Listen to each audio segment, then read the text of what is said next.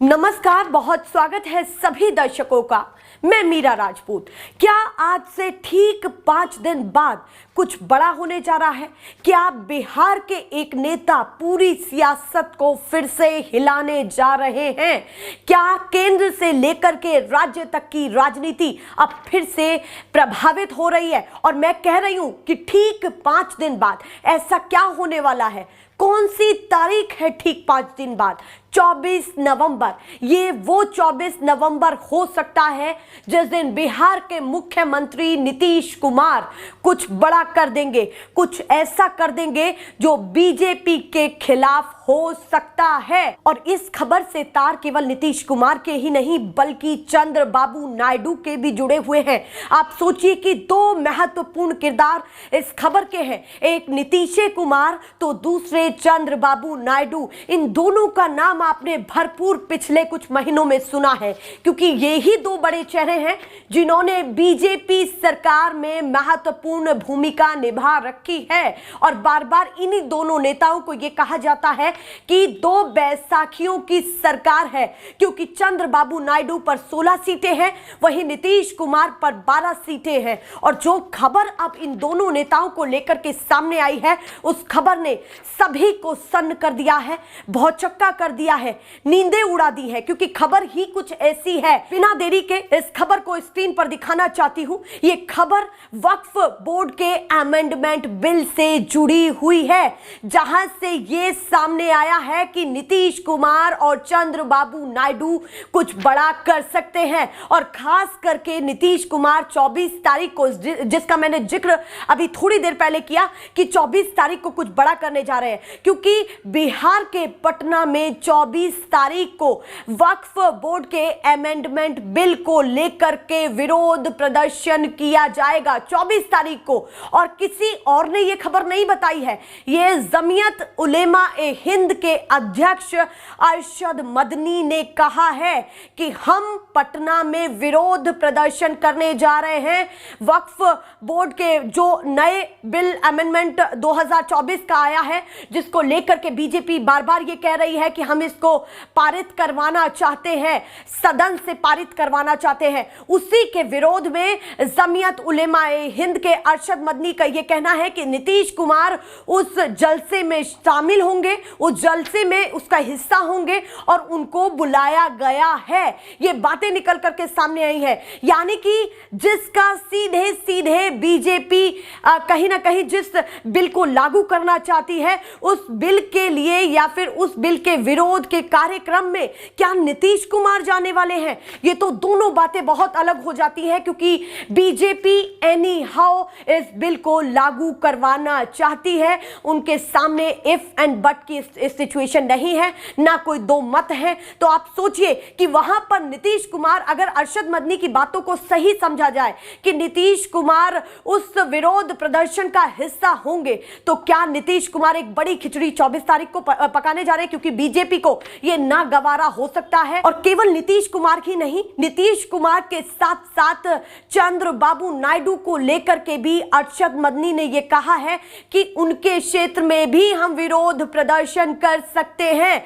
यह कहा गया है कि 2 बैसाखियों की सरकार है, वो भी ना भूले, यानी कि नीतीश कुमार और चंद्रबाबू नायडू ना भूले कि अगर ये अमेंडमेंट बिल लागू होता है तो कहीं ना कहीं वो भी उसके जिम्मेवार होंगे।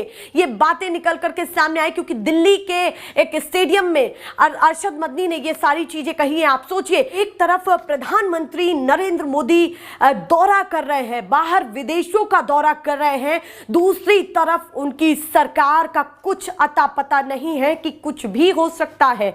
क्योंकि अरशद मदनी ने जो ये कहा है कि वो वक्फ बोर्ड के बिल के विरोध में हो सकता है कि उस जलसे में शामिल हो, अगर शामिल हुए तो ये बीजेपी को नागवारा होगा। और प्रधानमंत्री नरेंद्र मोदी यहां पर है नहीं, दूसरी तरफ इतनी सारी चीजें हो रही हैं कि नीतीश कुमार, चंद्रबाबू नायडू का भरोसा नहीं है कि वो कुछ भी कर सकते हैं, क्योंकि इन दोनों बड़े नेताओं के लिए मुस्लिम समुदाय का वोट बैंक बहुत जरूरी है।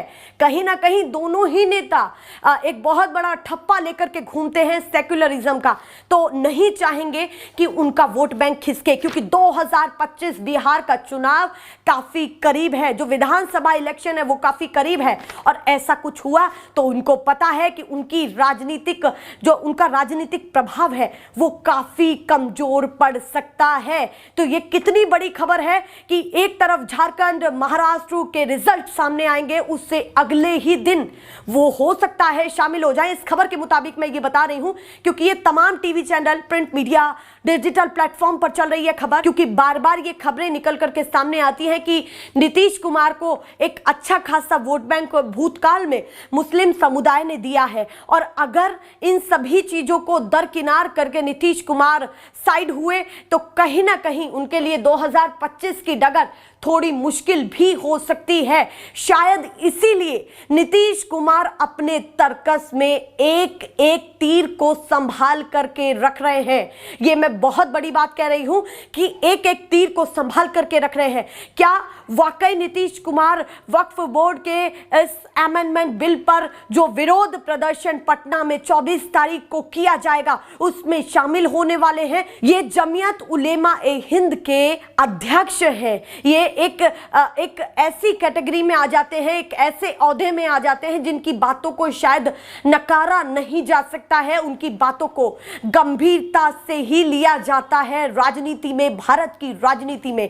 और साथ ही साथ उन्होंने ये भी कहा है कि 15 दिसंबर को चंद्रबाबू नायडू के क्षेत्र में भी 5 लाख मुसलमान इकट्ठा होंगे, ये उन्होंने कहा है। और ये चेतावनी उन्होंने स्टेडियम से भी दी थी कि ये ना भूले कि केवल हम बीजेपी को इसका कसूरवार ठहराएंगे, चंद्रबाबू नायडू ना भूले, नीतीश कुमार ना भूले। तो यानी कि वो सीधे सीधे ये कह रहे हैं कि आज अगर आप हमारे मामले में खड़े नहीं हुए तो कहीं ना कहीं चेता रहे हैं कि एक समय आएगा तो कहीं ना कहीं गठबंधन में एक बहुत बड़ी दरार आने वाली है, क्योंकि शीतकालीन सत्र शुरू होने वाला है।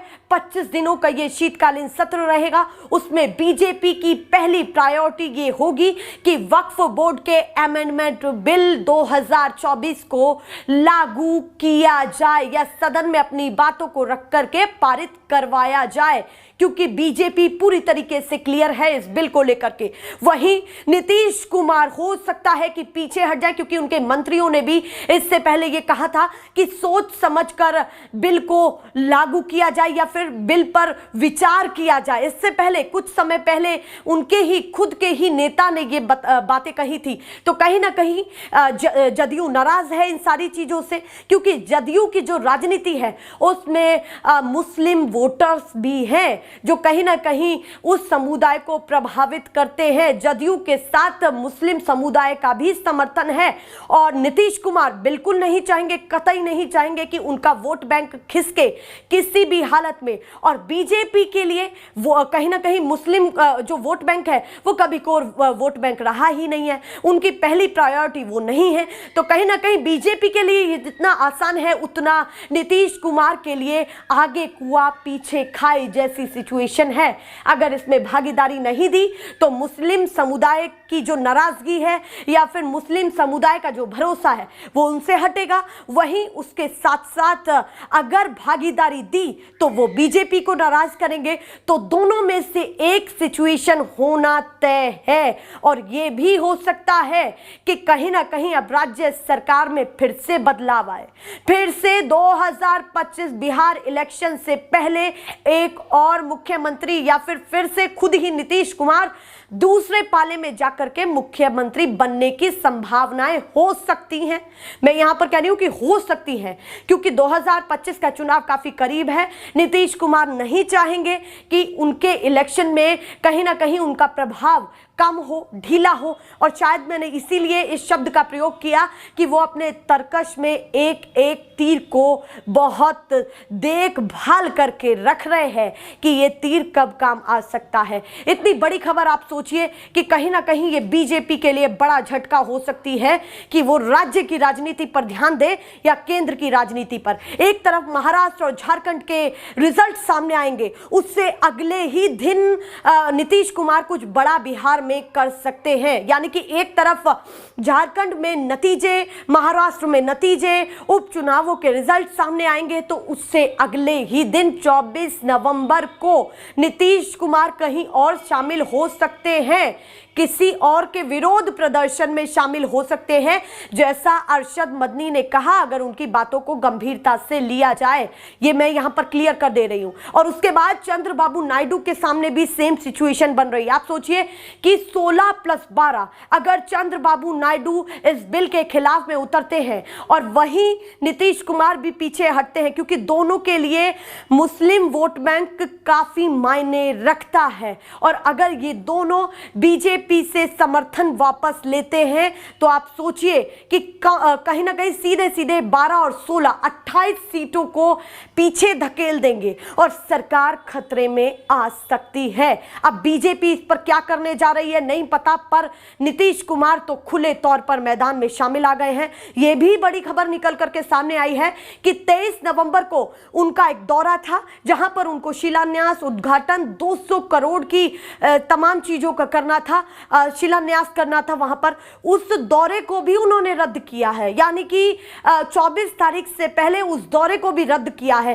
क्या इसीलिए रद्द किया गया है? तो क्या इन तमाम खबरों को अगर जोड़ा जाए, इनके तारों को जोड़ा जाए, इनकी कहीं ना कहीं कड़ियों को जोड़ा जाए, इन खबर को देख करके क्या नीतीश कुमार कुछ बड़ा फिर से करने जा रहे हैं?